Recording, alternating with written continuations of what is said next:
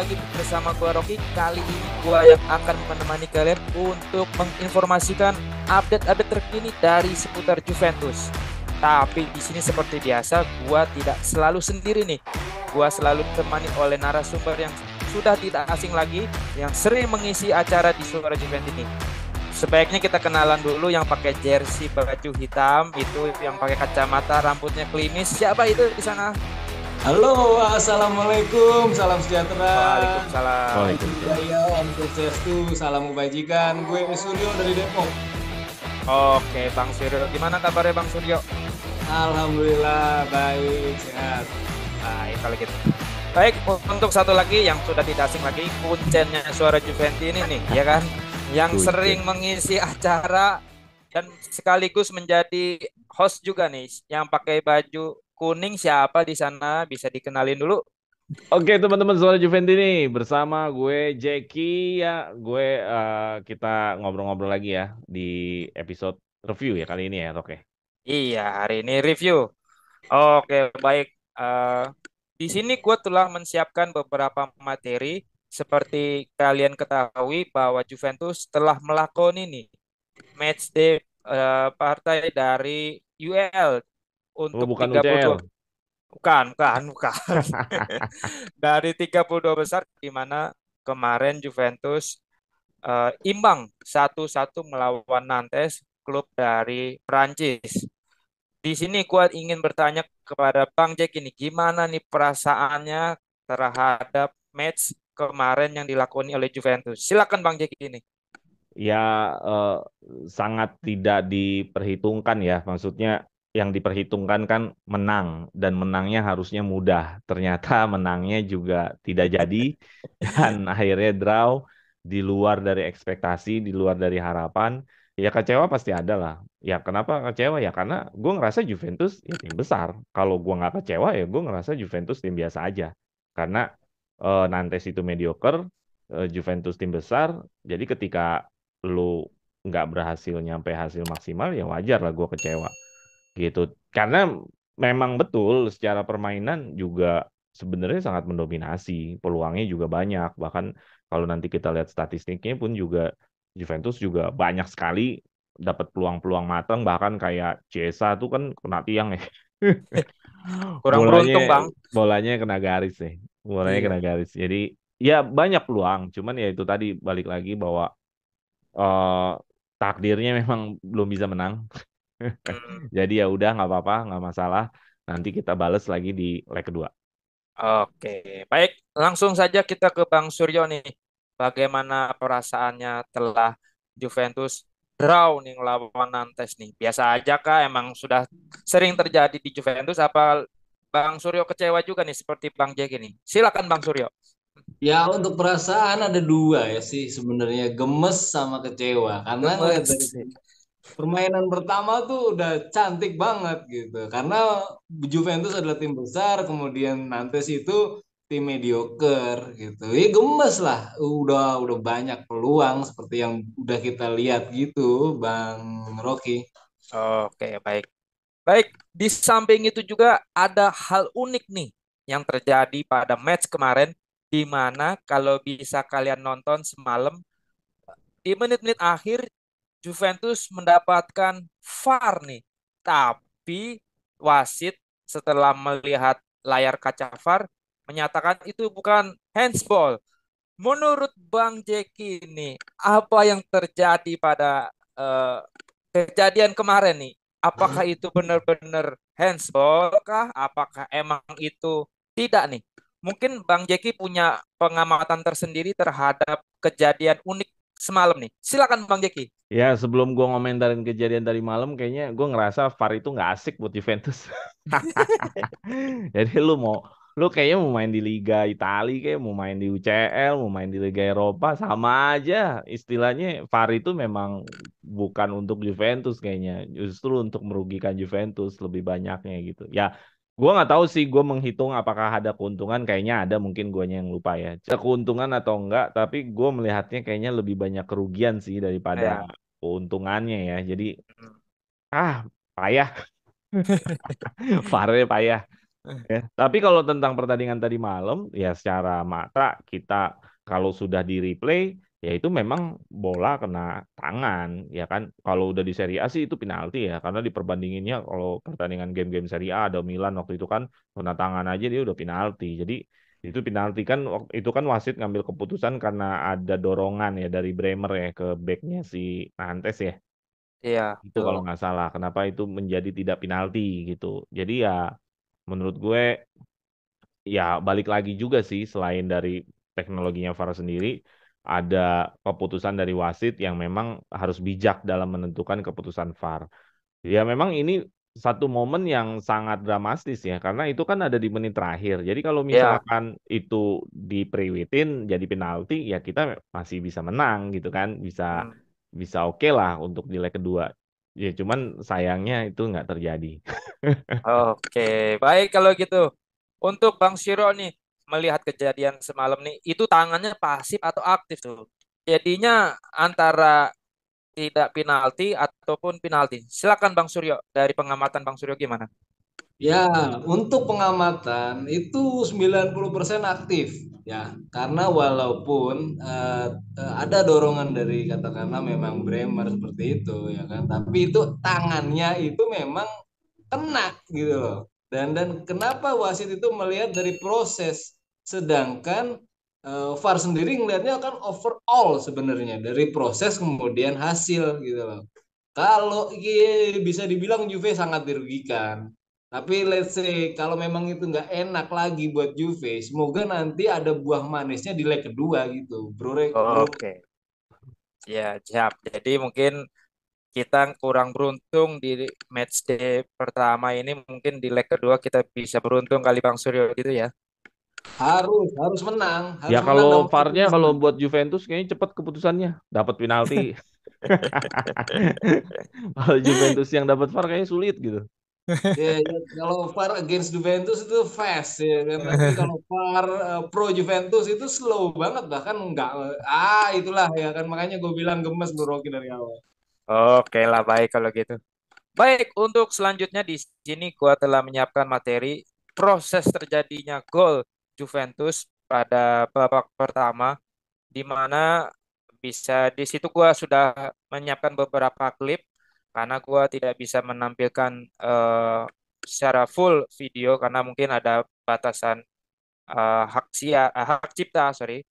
Di sini kita bisa lihat di sini klip pertama di situ dari Di Maria menerima umpan lalu dikirimkan langsung ke Chiesa ke kotak penalti, lalu Chiesa mengirimkan lagi umpan ke Vlahovic nih. Menurut Bang Suryo nih, gimana nih terjadinya proses gol seperti ini nih? Apakah emang sudah direncanakan dari awal oleh Allegri kah? Apakah emang sudah padunya mereka nih bertiga dipasangkan secara bersamaan nih? Silakan Bang Suryo.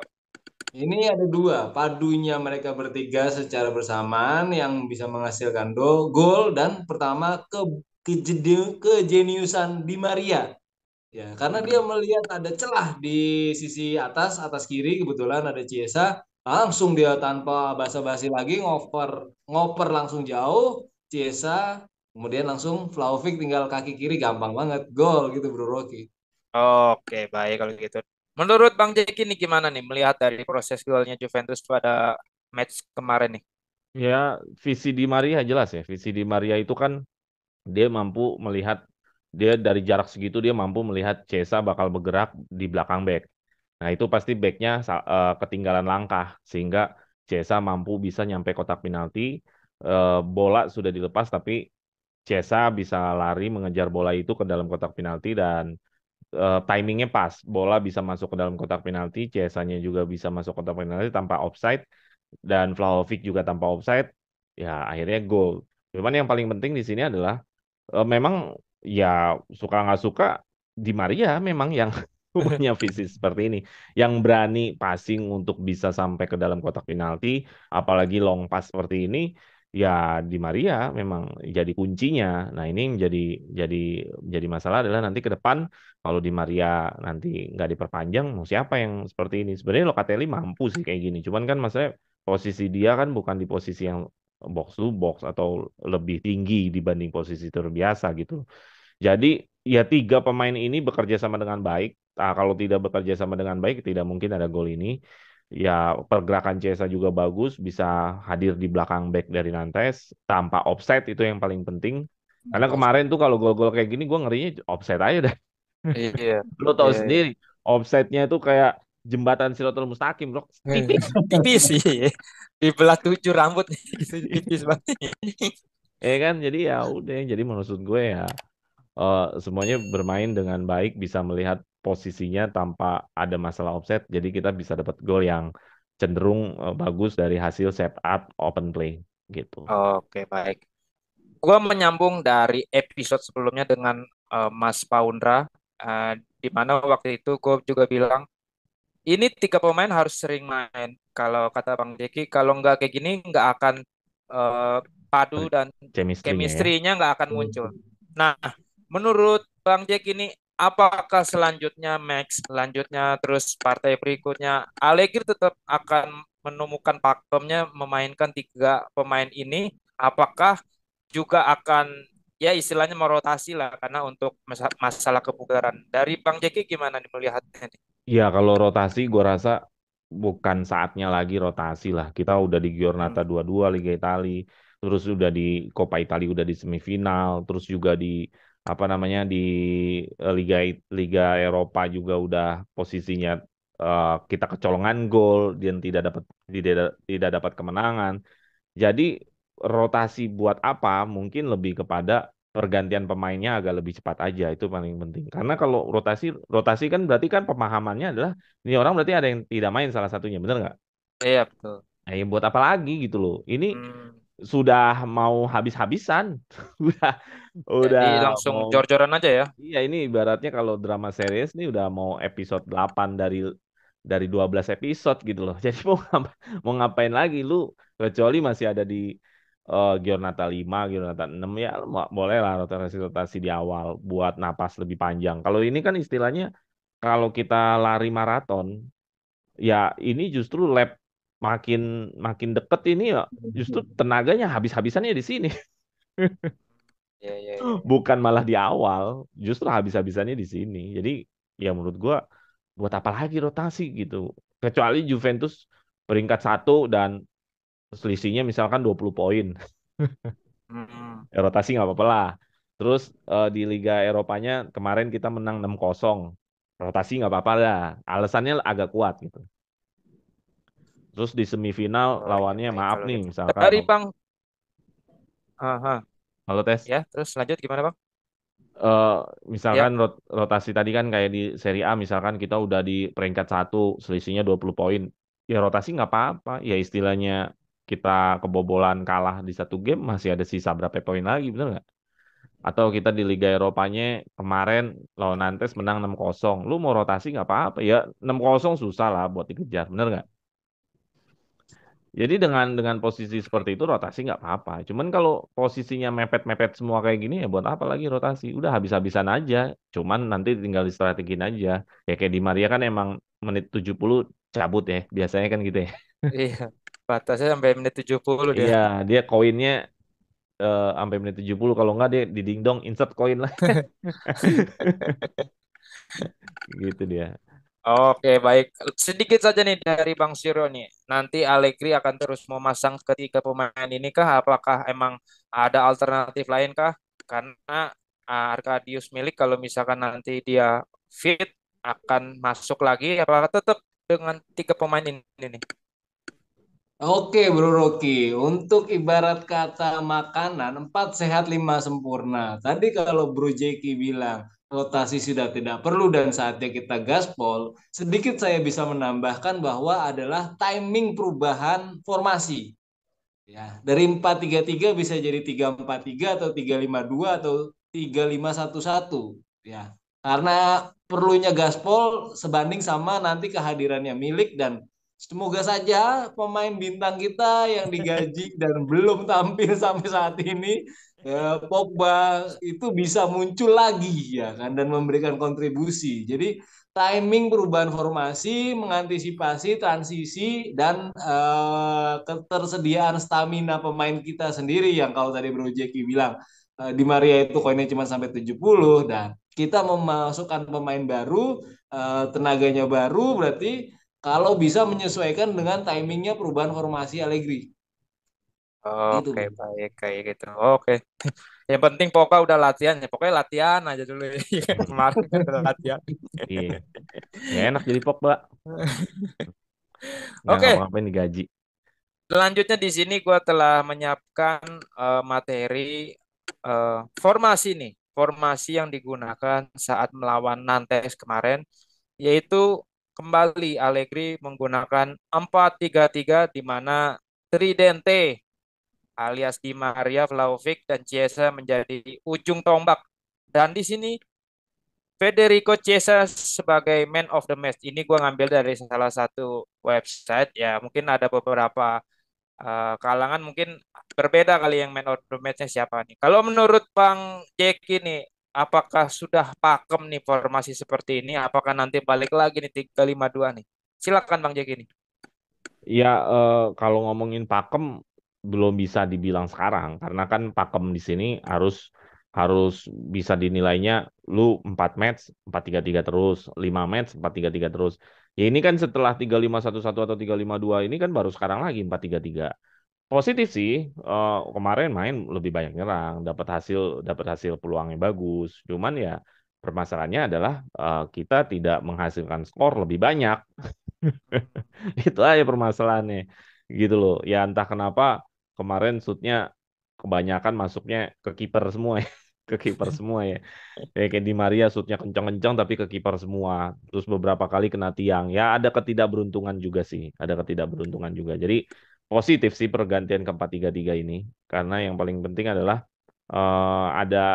ada perubahan yang lumayan gitu. Ada perubahan kan kalau 3-5-1-1 ada kesan yang menunggu, tapi kalau 4-3-3 berani ambil tindakan sih mendominasi permainan gitu. Cuman ya kalau dari keseluruhan pemain ini ya gua nggak melihat bahwa kemarin itu semua bermain oke ya. Ada juga yang nggak oke. Gua ngeliat Paredes sebenarnya yang kemarin nggak terlalu menonjol. Iya, Betul, Fagioli betul. juga kemarin, ah Betul, betul, betul. Saya setuju Fagioli juga. Fagioli juga nggak terlalu menonjol. Terus juga Desiglio yang pas lawan Fiorentina bagus, kemarin agak standar, nggak mobilitasnya nggak seperti lawan Fiorentina.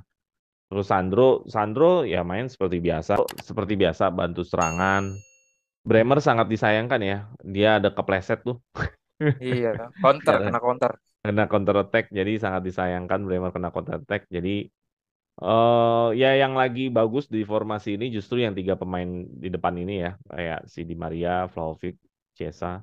Terus juga pas pergantian pemain langsung berubah lagi menjadi 3-5-2 atau 3-4-3 lah. Kostik seperti biasa sayap kiri dan Kostik sangat mempengaruhi sih, crossingnya sangat mempengaruhi. Cuadrado tekanannya juga lumayan, Locatelli fighternya juga bagus. Jadi kemarin ada dua formasi yang dijalankan dari Allegri. Tapi positif sih 4-3-3-nya. Nah, untuk Chiesa mungkin kenapa dia jadi man of the match? Ya pertama dia assist, ya dia kontribusi gol. Itu jelas banget ya Vlahovic kan tinggal tap in doang ya. Iya, betul. Tinggal tinggal nyogrok doang. Sontek ya. Nah, jadi pergerakan Chiesa lah mungkin yang membikin ya Chiesa dan Di Maria ini harusnya nilainya sama-sama gede sih. Yang menjadi kunci dari gol kemarin. Terus mungkin ada satu peluang yang dinilai sangat bagus sekali yang bisa berpotensi gol di situ mungkin yang menambahkan nilai Chiesa menjadi man of the match yang bolanya masih kena garis. Iya, Gitu. iya, iya, iya. Ya gitu sih Oke. paling Rock. Oke, baik. Kalau dari Bang Suryo nih, sudah menjadi favoritkah formasi 4-3-3 ini? Apakah Bang Suryo punya formasi tersendiri nih? Pilihan dari Bang Suryo sendiri dan apakah sudah pantaskah Federico Chiesa menjadi man of the match? Apa punya pilihan tersendiri dari pengamatan Bang Suryo? Silakan Bang Suryo. Ya, jadi begini, untuk kecenderungannya 4-3-3 sendiri sih memang lebih enak disaksikan. Maksudnya bola ngalir seperti itu. Kemudian Di Maria itu kalau menurut saya pribadi lebih menonjol dibandingkan Chiesa. Cuman memang untuk faktor pembedanya yang Bro Jeki bilang tadi ada momen yang pantulan bola itu gitu, di mana di Maria itu sepertinya ketarik terlalu ke belakang ke bawah kanan ya, karena di kirinya itu Chiesa sangat kuat ya, mungkin karena faktor stamina di sini ya. Dan sebenarnya yang jadi pertanyaan adalah ketika tiga back kita tertarik yang terjadi gol cepat counter itu, di manakah Disiglio? Itu yang menjadi pertanyaan. Ya, karena di posisi itu ada Alexandro dan Bremer yang kepleset, kemudian Danilo. Ya, karena mobilitas si De Siglio ini mestinya ikut membackup ke belakang, cuman apa yang terjadi dan dia nggak ada gitu loh. Sangat disayangkan gitu. Mobilitasnya kurang dan kalaupun memang harusnya ada Paredes, dia bagus untuk maju. Pertanyaan yang kedua, ketika proses gol cepat kemarin Paredes pun tak ada seperti itu. Karena Rabiot sendiri kokoh di tengah, kemudian terlalu maju juga terlalu bahaya dan gol cepat itu sebenarnya sayang banget gitu, Bro Rocky. Oh, oke, ya, ya, ya, baik. Tapi di sini eh, sudah pantas ya berarti Chiesa sebagai man of the match ya, kalau menurut Bang Suryo. Untuk man of the match dikarenakan gol yang hampir tadi yang kata VAR itu separuh bola sudah masuk tapi 3/4-nya belum, ya pantas. Oh, itu bukan VAR tuh goal line teknologi itu. Oh sorry sorry, goal line Ya, teknologi ya, ya goal line ya. teknologi. Gue Oke, gue gue baik. gue terlalu gemas sama VAR soalnya. Sorry sorry. Oke, baiklah. Wah, sangat menarik sekali pembahasan kali ini ya. Baik, untuk selanjutnya di sini sudah menyiapkan gua materi di mana eh, pergerakan Tridente Juventus yaitu di Maria Vlahovic. eh Heat map-nya juga kemarin gue mengambil dari WhoScore datanya sebanyak 7 tembakan nih antara mereka bertiga nih saat match lawan Nantes nih sering terjadi tendangan ke arah gawang tapi sayangnya belum membuahkan hasil nih. Menurut Bang Jeki nih melihat dari gencarnya ketiga pemain ini untuk menyerang atau menembak ke arah gawang Nantes, apakah finishing touch mereka sudah istilahnya sudah bisa nih, apa masih kurang nih terhadap dari shoot yang banyak seperti ini nih? Silakan menurut Bang Jack ini. Oke, kalau intensitas dari shootnya udah bagus. Karena kalau nanti dilihat statistiknya, ini udah sampai setengah dari total shoot. Mereka bertiga itu udah setengah dari total shootnya Juventus. Jadi secara intensitas jumlah nge-shootnya itu udah bagus. Artinya dia udah hampir 50%. Nah, mungkin akan lebih dikedepankan lagi, maksudnya diperbanyak lagi intensitas jumlah shootnya. Nah, yang belum itu adalah efektivitasnya. Artinya harusnya kalau 7 palingan ada 2 gol lah atau 3 gol. Nah itu kan berarti kan efektif ya. Memang situasi-situasi ngesutnya kayak itu kan ada 4 yang dari luar kotak penalti. Ya itu kan Ya, sayang sekali betul. dari 4 itu kalau nggak salah ada 2 di Maria itu yang semuanya ke arah ke kiper.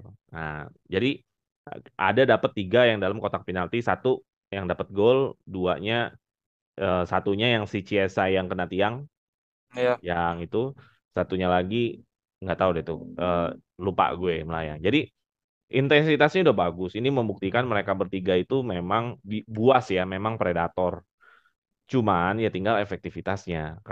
Karena kita ini kan nggak setiap game lawannya Nantes. iya, iya. Ya kan bisa aja nanti lawannya yang misalkan langsung ketemunya Barcelona atau MU atau siapapun lah yang levelnya di atas Nantes, ya kita mau nggak mau harus lebih efektif. Karena kalau nggak efektif, ya kalau kita hanya cuma punya 2 peluang dan di situ harus bisa bikin gol ya kenapa enggak gitu. Jadi kalau untuk ngomongin shoot untuk melawan Nantes sudah membuktikan mereka memang udah kelasnya mereka bertiga di Flaci ini Inflasi. Oh gitu iya untuk benar. masalah shoot. Oke, baik. Lalu dari pengamatan Bang Suryo nih melihat dari pola pergerakan ketiga pemain ini serta arah apa heat map-nya atau berkumpulnya para pemain ini ke arah gawang Nantes ini seperti apa tuh? apakah yang seperti Bro Jeki bilang kualitasnya apa kemampuannya untuk melakukan finishing touch ini masih kurang nih. Silakan Bang Suryo nih. Ya oke, untuk efektivitas itu akan menjadi pertanyaan ketika Di Maria kemudian dengan kejeniusannya dan dengan tenaga meluap-luapnya dan skill yang dimiliki oleh Chiesa sendiri, Alexandro sudah mendukung di belakang dan gue agak menarik mengulas di sampingnya sisi Di Maria, di Siklio itu akan lebih bagus kalau dia ikut mendukung Di Maria gitu.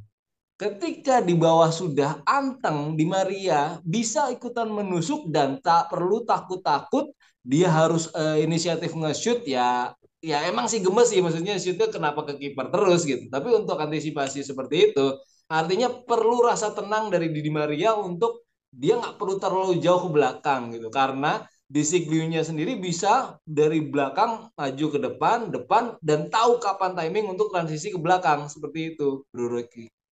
Oke, baik. Jadi perlu ditingkatkan lagi ya untuk match ke depannya ya. Oh, ketiga Iya, pemain seperti ini.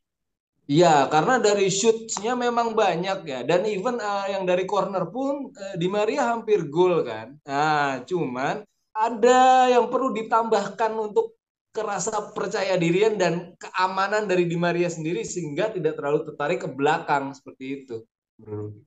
Oke, baik kalau gitu. Baik, untuk selanjutnya di sini gua telah menyiapkan statistik match Juventus melawan Nantes.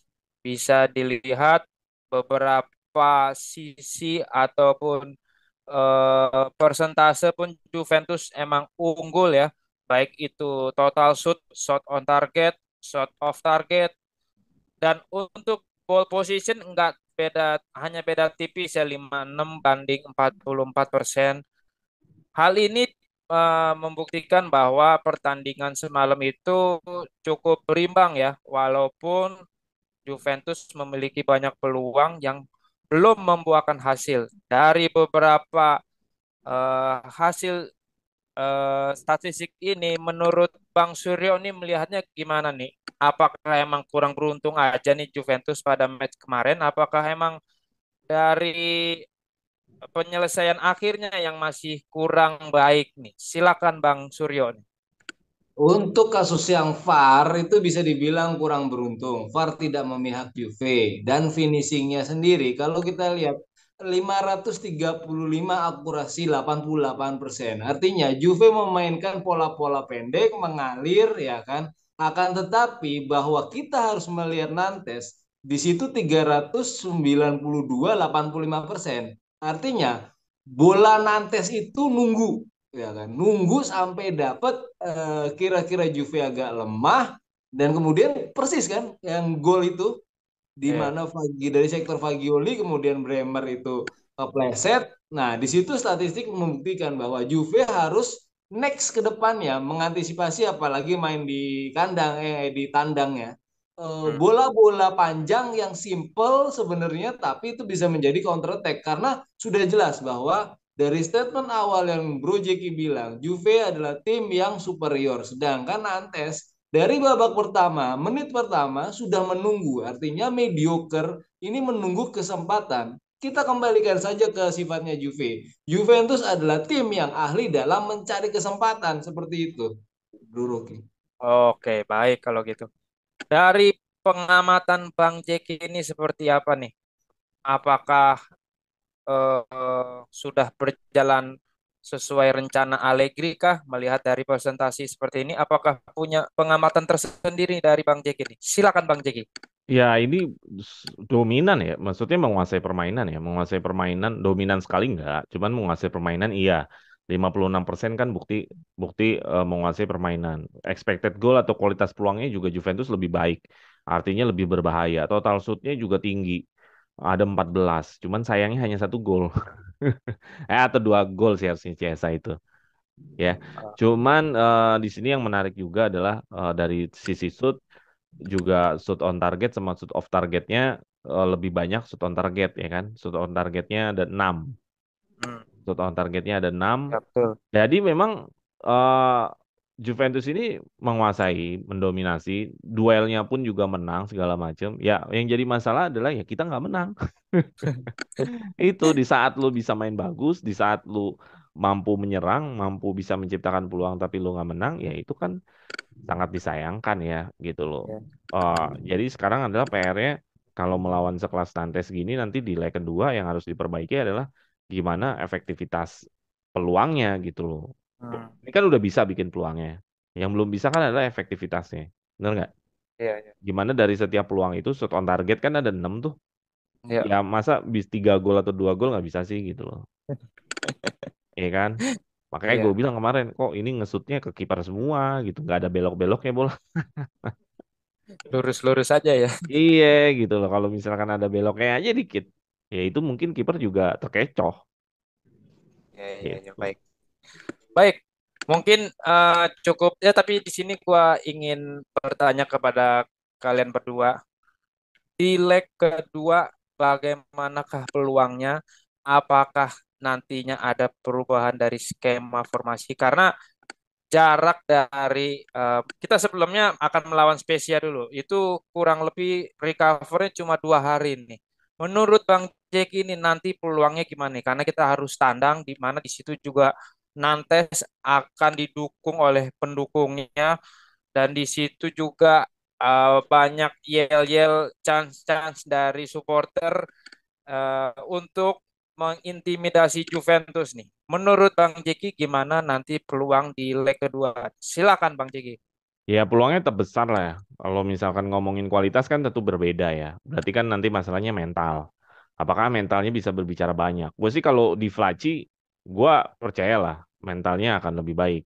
Cuman tengahnya nih kadang-kadang suka mentalnya ikut drop gitu. Kayak di Maria, Vlahovic mungkin bisa aja ketarik drop. Cuman kayak di Maria dan Chiesa ini petarung sih. Dia sih istilahnya kalau uwe-uwe aja sih, gue yakin lah di Maria kan juara dunia. Chiesa juara Euro. Mau kurang apa lagi gitu loh. Jadi gue yakin lah mentalnya mereka.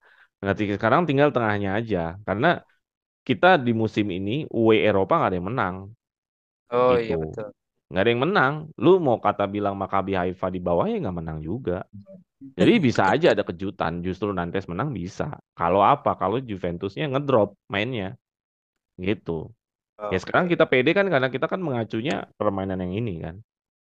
Iya, iya. Gitu. Kalau Baik. kita Kalau dari permainan yang Bang ini Suryo nih gimana nih nanti kita peluang menang. di second leg gimana nih Bang Suryo?